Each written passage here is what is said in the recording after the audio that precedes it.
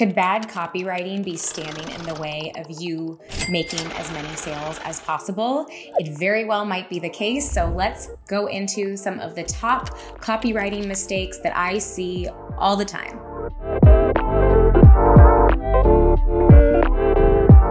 Hello, my name is Emma Shermer-Tamir. I'm the CEO and co-founder of Marketing by Emma, which is an e-commerce copywriting firm. We have been doing this since 2016, and I've been in the copywriting and content writing world for even longer than that, which means that I have poured over countless amounts of marketing writing during my career.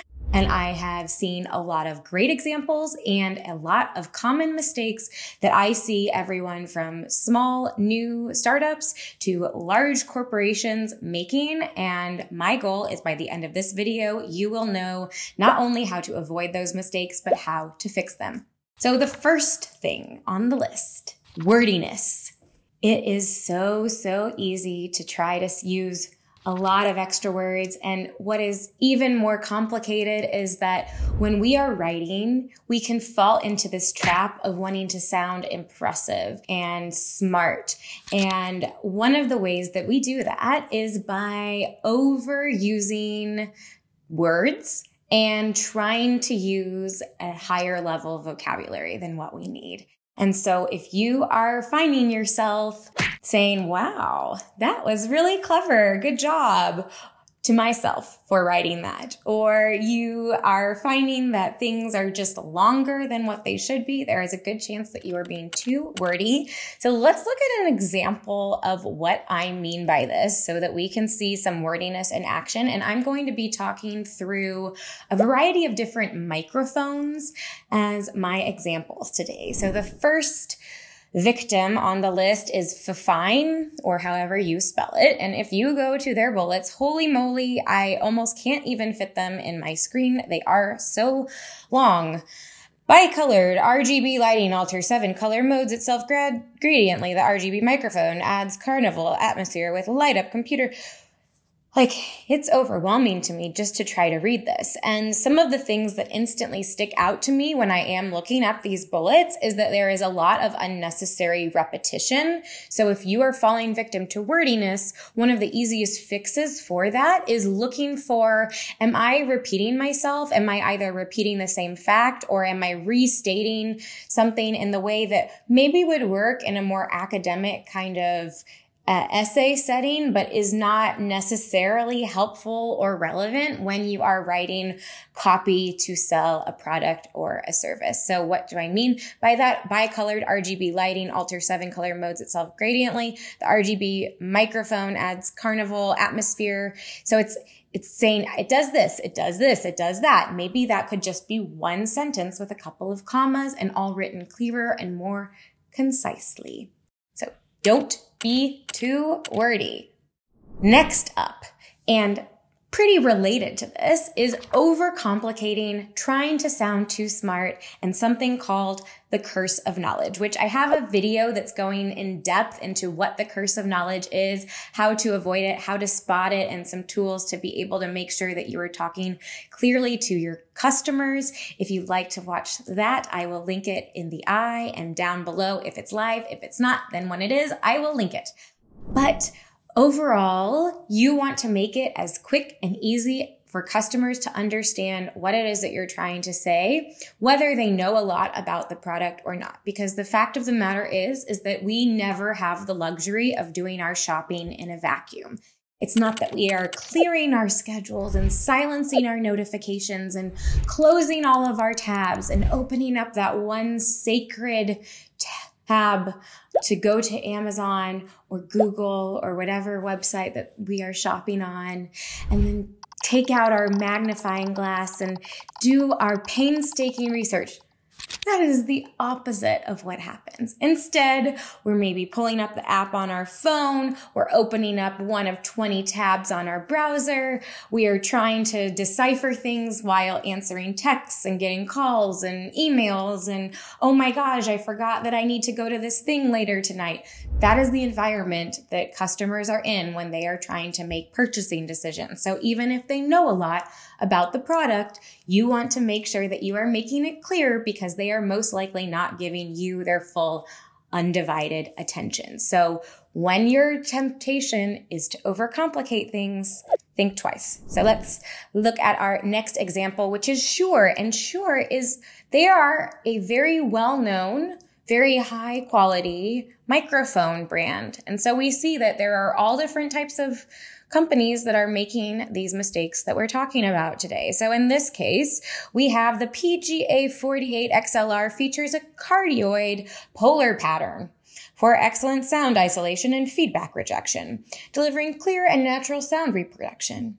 I feel very confused by that. I am not an expert audio person who knows all of the terminology to be able to understand what this means. And as a result, even if this microphone would be absolutely perfect for what I'm looking for, I don't have an opportunity to know that because they are not helping me understand that and explaining it to me in a way that not only uses language that would resonate and that I would understand, but in a way that helps communicate why those things are so important. I imagine that cardioid polar pattern is fantastic. They say excellent sound isolation and feedback rejection, so I can begin to guess and assume what that might mean, but it should be crystal clear to me, and they could do a much better job of convincing not only the beginners like myself, but perhaps even more experienced people who are just frazzled and have a lot going on if they spoke more directly and clearly. Next up, keyword stuffing. Keyword stuffing is so very tempting because we feel that the more keywords we add, the more SEO bang for the buck we're going to get. And then before we know it, we have this long string of keywords and we can't even understand what the heck we're trying to say. And if you can't understand it, then definitely your customer is not going to understand it. So if a keyword is getting in the way of somebody being able to understand how what this sentence is supposed to be communicating, then that keyword should not be there and it is distracting away and you need to find another place to put it, either somewhere else in the copy or in the back end, because we have other fields that we can work with no matter what kind of copy we are writing. Alongside of that, if you'd like to go even deeper into the art of adding keywords into your copy, I have a video for that, which I will be sure to link in the eye and down below. But so key. And if we go back to, let's just go back to our first victim, the Fafine.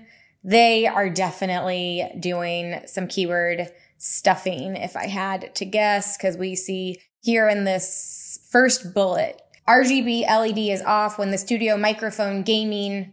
I'm guessing that studio microphone gaming is a keyword, and it makes absolutely zero sense in this sentence. Prevent your streaming from accidents caused by forgetting to mute. USB PC microphone gaming. So we've got a whole host of keywords shoved into just this first bullet alone, which is already wordy, already confusing. Of course, it's not written in great English, but even if it was, it still would not make sense because they have stuffed it to the brim with keywords. Not positioning yourself as a choice. Now, this is a little bit less obvious when you're looking at a piece of copy, but it is so important because, as we talked about, customers aren't making decisions in a vacuum. And it's not just about what they have going on in their world, but it's also the fact that they are most likely going to be looking at a few options. Of course, there are some times where we know exactly what we want, either because we saw a recommendation, we read on Wirecutter, or we had a friend tell us about it, or we saw a TikTok video. All of those things are possible. But a lot of times when we need an item, especially if it is a lower priced item, we're not necessarily going to be doing exhaustive research before we get to the point of purchase. And so it's very important that you recognize that your customers are likely considering a few options. And that means it becomes your job to help them understand how your specific product fits into the broader ecosystem of product options, and then why your product is the best choice for them. Ultimately, sales is helping customers choose the right fit for their needs. And if you feel that your product is the right fit for your customers' certain specific needs, then you need to communicate that. Not only saying that you're the best, but helping them understand why you're the best in comparison to the other options that they might be considering. So that can look like comparison charts. That can look like contrasting statements of, unlike this, we provide this. And there are many other ways that you can do that. But it is very important to understand the competitive landscape that you are operating in so that you're able to position your product as the choice that's going to fit your customers' needs. I do have a video about how to do competitor analysis if you'd like to also learn some cool ways that you can integrate AI into this process to speed things up and get more information. I'll be sure to link that. You always want to be doing and keeping a finger on what's happening in your industry and in your competitive landscape. And so if you haven't done this in a while, it's really worth revisiting and then continuing to revisit, because what can also happen, and I see this all the time, is someone does a really good job and then as a result, they have copycats, unfortunately. And what does that mean? That means that your really good job isn't doing such a good job anymore because everybody else is using the same kind of imagery and the same kinds of text and the same sort of tone and statement. And then you're just like everyone else. So if you plan to be at the top, expect to have copycats, and then think about how you can anticipate that and continue to push forward, stay ahead, differentiate yourself, and don't get lazy, because it will unfortunately lead to less than ideal long-term results. What does that look like? Now we're looking at toner USB microphone to see what we mean by this. So this is plug and play, no additional driver needed, cardioid pickup pattern, captures clear sound, easy to install, versatile, what you get. So all of this information is helpful. Overall, this is certainly the best of what we've looked at, but there is a big problem in the fact that there is no recognition of what we might be choosing against. So is the cardioid pickup pattern better than other microphones out there? I know that that was something that the Shure microphone was also speaking about, but is it clearer, smoother, crisper? Is it less sensitive? Is it something that I can use even in a very noisy background? What is going to make this better than the other options out there? Easy to install.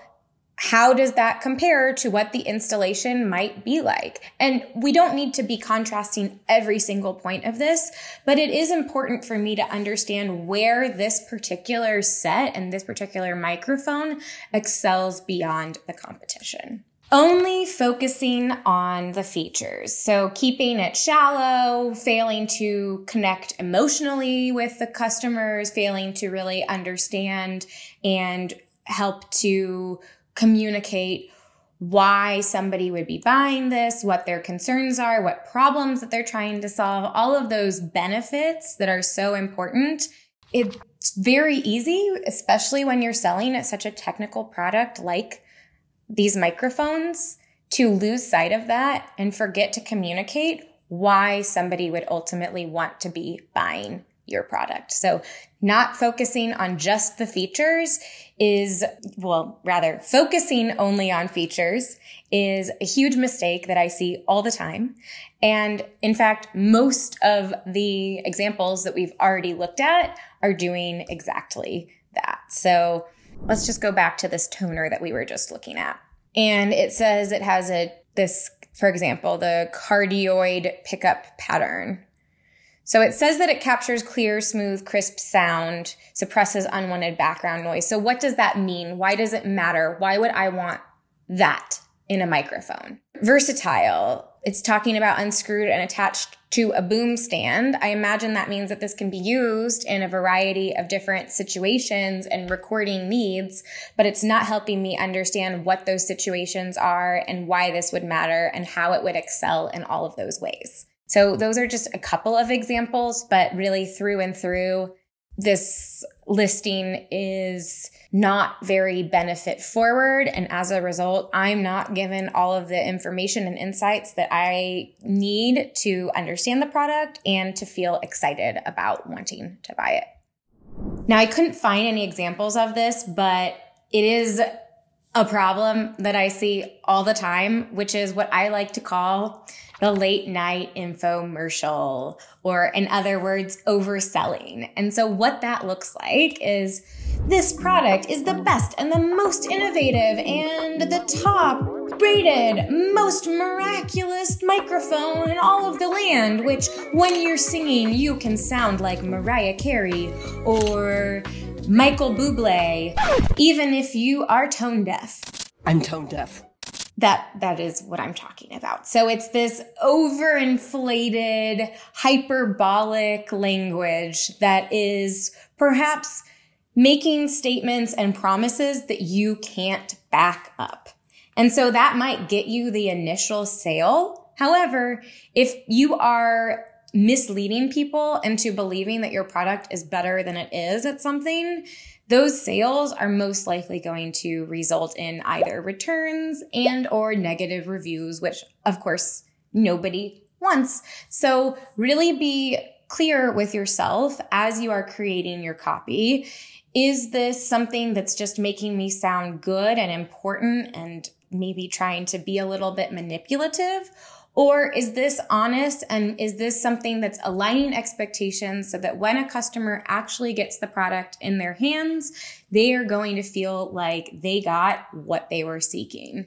You need to be very honest with yourself about that and recognize that if you are starting to dip your toes into more extreme statements, that you could be creating long-term problems for yourself down the road. So just keep that in mind and what your goals are and if that aligns with them or not.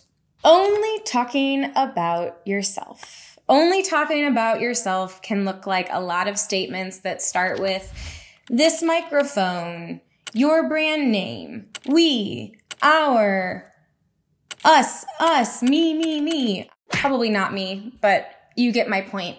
All these words, all of this phrasing is talking about you, why you're so great, why your product's so amazing, why your brand is fantastic. And some of that is necessary and some of that is inevitable. So I'm not saying that you shouldn't use any of that at all.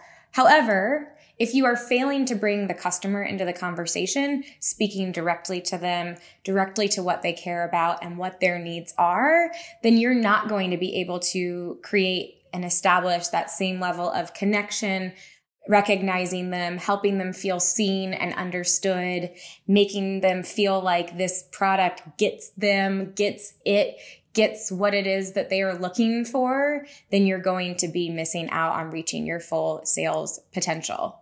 So make sure that you speak directly to the customer. And a really easy way of doing that is using the word your. So when you want to say this microphone, you could say your microphone, just as an example. It's also assuming that they've already made their decision. They've already decided to go with your product.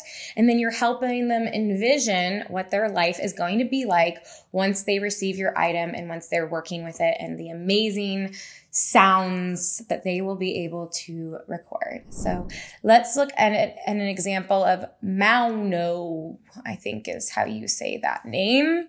And so you see here,